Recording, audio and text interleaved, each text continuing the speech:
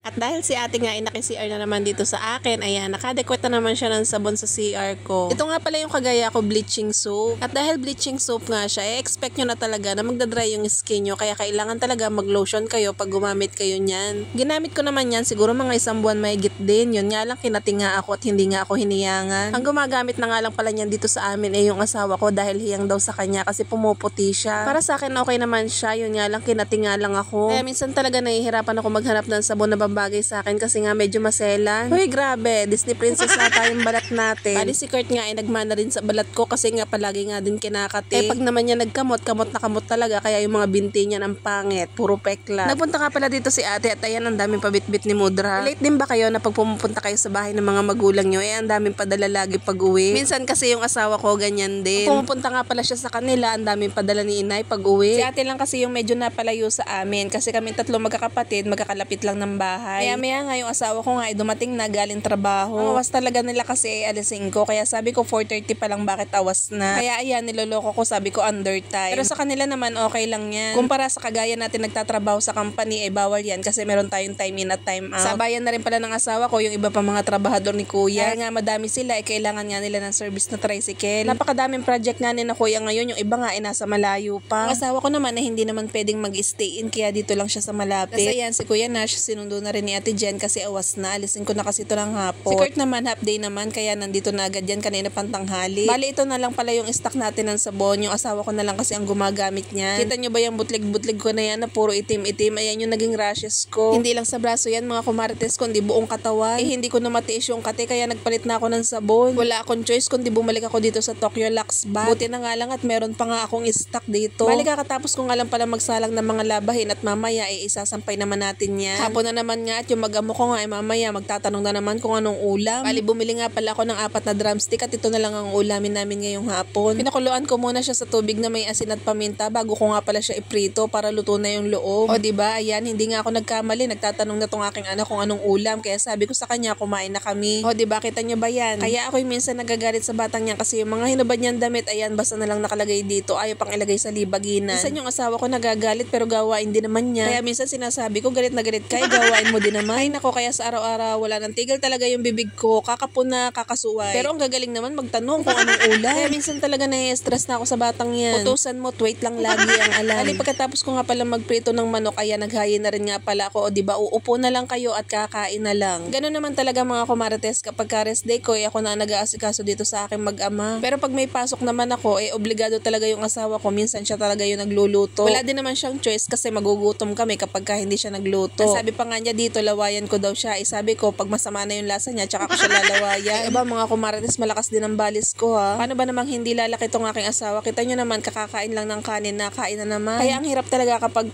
yung wala kang stock dito sa bahay na pagkain dahil palaging pagkain ang hinahanap. Nag-uusap nga kami dyan, sabi ko, ang sarap ng kwek-kwek. Sabi ko, maglaga siya ng itlog, tapos ako naman yung magpiprito. Tapos siya naman yung gagawa ng sausawan na suka. Ganon talaga mga kumarites, kailangan halinhinan. Dahil parehas nga kaming kakain, di syempre parehas kaming gagawa. Ali, inubos nga lang pala namin itong french fries na niluto niya. At ang ending, ibinigay sa akin yung tira para ko yung maghugas ng laga. Yan, ang galing din eh. Tapos itong aking anak, tinatanong ko kung gusto ng kwek-kwek kasi sabi ko luto na. Lumabas nga ako dito sa bahay at pagkakita ko nga, yung asawa ko nga ay kumakain na. Dahil wala nga pala kaming food color na orange, violet na lang yung nilagay ko kasi yun lang yung meron kami. Nga pala yung gumawa ng suka niyan at dinamihan niya nga ng sibuyas. At habang nagvo-voice over nga ako ngayon, sabi ko sa asawa ko, ipaglaga nga ako ng itlog kasi nagugustuhan ko na naman kumain ng kwek-kwek. Nabitin kasi kami kagabi kasi 3 itlog yun nilaga lang namin. 3 kaming kumain kaya ayun, nabitin talaga. Sarap naman lalo na kung bihira ka lang makatikim. Bali 3 itlog na malalaki nga lang pala to at hinati ko nga lang sa gitna. Bali ginawa ko siyang 6 na gayat para madami. Bali yung harina nga nilagyan ko lang ng tubig. Tapos magic sarap na pampalasa. Tapos tansyahan na lang kung malabnaw o hindi. Dapat medyo malagkit yung harina para dumikit yung itlog. Yan, yung anak ko nga sarap na sarap nga dito sa kwek-kwek. Kaya parang pag rest day parang mas magastos ata. Kumpara pagka nasa company minsan wala pa nga akong gastos lalo na kapag panggabi. Kaya kita nyo naman kapag ka nasa bahay lalo tayong lumalaki. Pero okay lang yun, sabi nga nila magtipid ka na sa lahat, wag lang sa pagkain. Pagpasensyahan nyo na nga pala yung pagbo-voice over ko at medyo putol-putol kasi sobrang katinan lalamunan ko. Ali, pagkatapos ko nga kumain, yung asawa ko naman ng sumono, dalinhinan kami. Diba naubos yung kwek-kwek pero bitin pa. Ang dami pa ng suka, sabi ko wag itatapon kasi pwede pa yan hanggang bukas. Yun nga lang yung itlog namin kakaunti na kaya ayan, bibili na naman tayo ng isang tray. Alam nyo naman na itlog is life, hindi pwedeng mawala yan sa rep natin. O ha, kung sinong huli siya maghuhugas ng plato ha. Pero ang dahil di nga ako pa rin yung naghugas kay naman. Asya mga kumarites, hanggang dito na lang muna. Thank you for watching. Bye!